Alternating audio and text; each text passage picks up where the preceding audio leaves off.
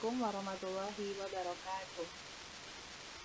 Baiklah, pada kesempatan kali ini kami dari kelompok 5 yang beranggotakan saya Inti Ikhlasani dan saya Mas Hidanur akan menyampaikan materi terkait dengan perubahan bahasa.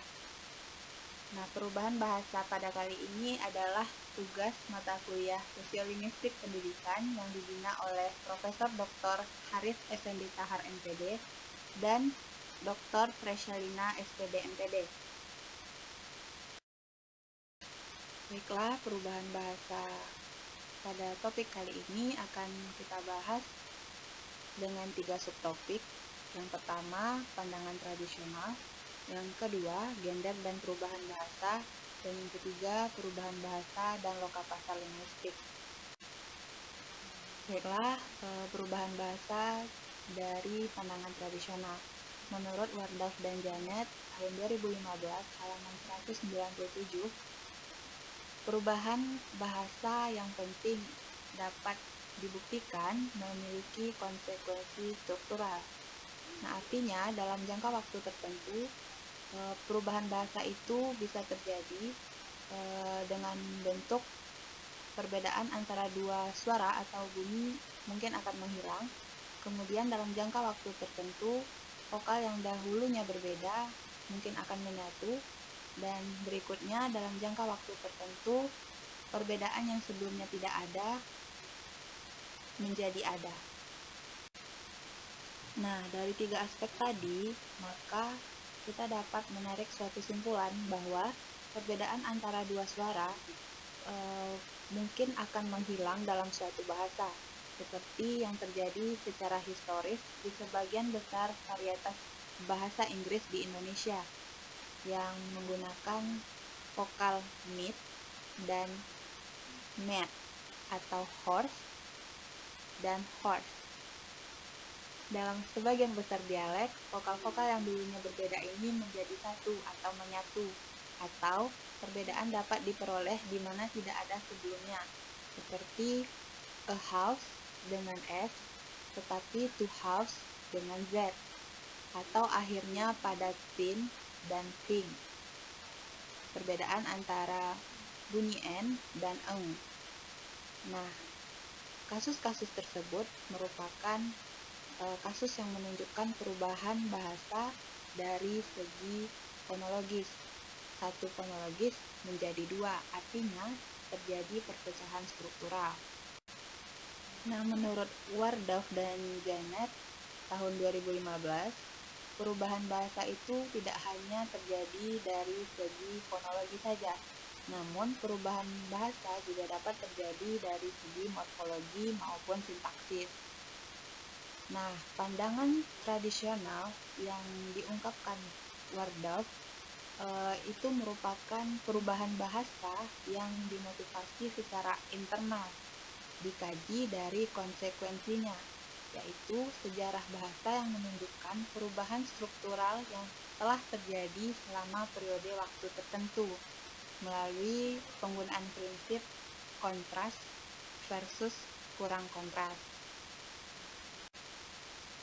Nah, selain perubahan bahasa itu dimotivasi dari dalam atau perubahan bahasa itu dimotivasi secara internal, nah perubahan bahasa juga dapat terjadi secara eksternal.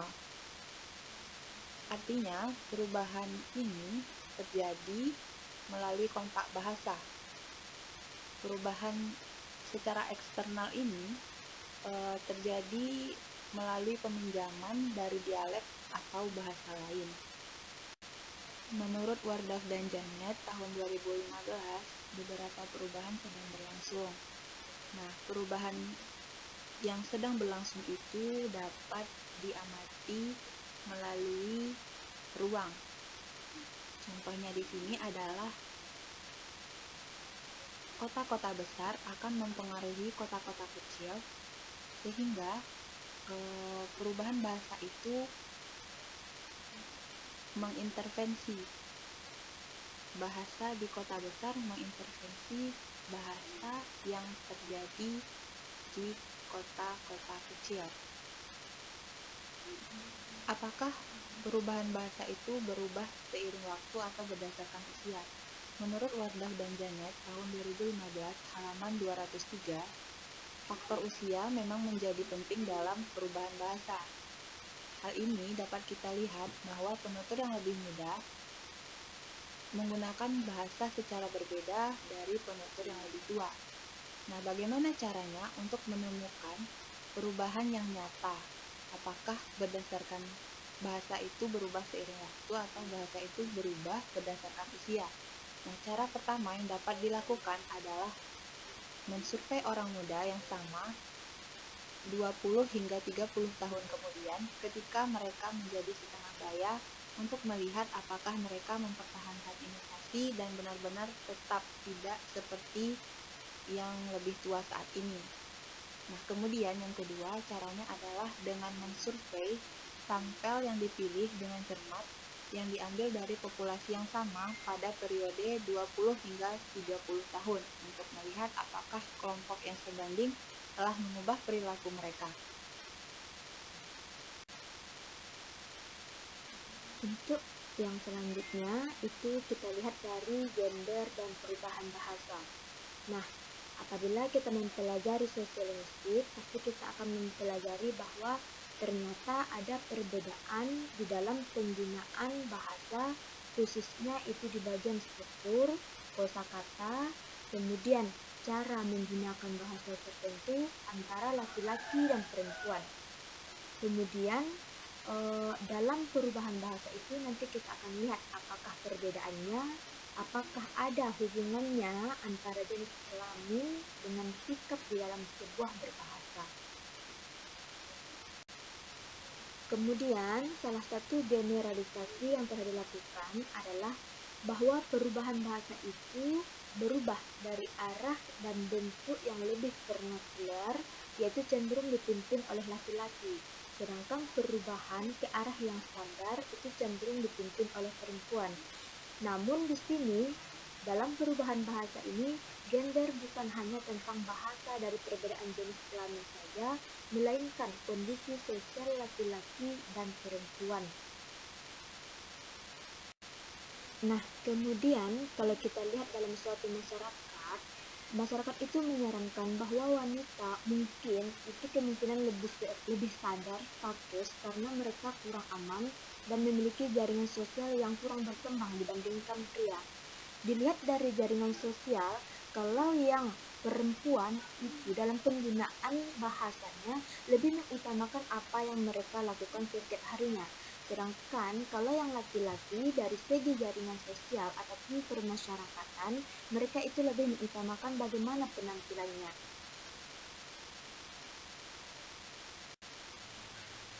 Selanjutnya, dalam temuan Tushire dalam Wardah dan Janet tahun 2015 halaman 209, dia menyatakan bahwa ada anak laki-laki kelas bawah menggunakan sintaks yang lebih tidak standar daripada anak perempuan kelas bawah. Lebih lanjut mendukung tesis bahwa perubahan mungkin dimotivasi oleh keinginan akan identitas dan solidaritas. Semakin keras anak laki-laki itu, maka semakin tidak standar penggunaan akhiran S pada kata kerja yang diucapkan oleh si anak.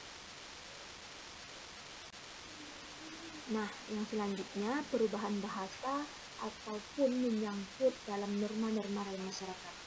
Kalau dilihat dari wanita, perubahan bahasa yang dialami wanita itu sering terbuka dan selaras sesuai dengan perubahan masyarakat yang ditempati oleh wanita.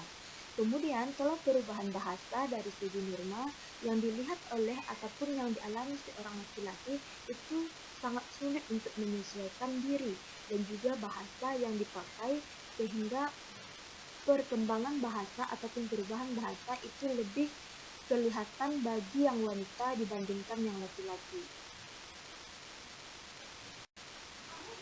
Nah, yang selanjutnya itu dari perubahan bahasa dan loka pasar linguistik. Menurut Wardah dan Janet tahun 2015 halaman 211 itu mengatakan pasar linguistik mengacu pada bagaimana bahasa digunakan dalam interaksi sosial memberi dan menerima. Bahasa bukan hanya media pertukaran yang netral, penggunaannya mengambil nilai simbolis.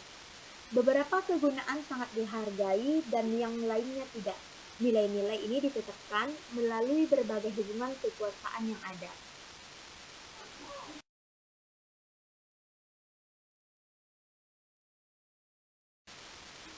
Demikianlah penjelasan tentang perubahan bahasa.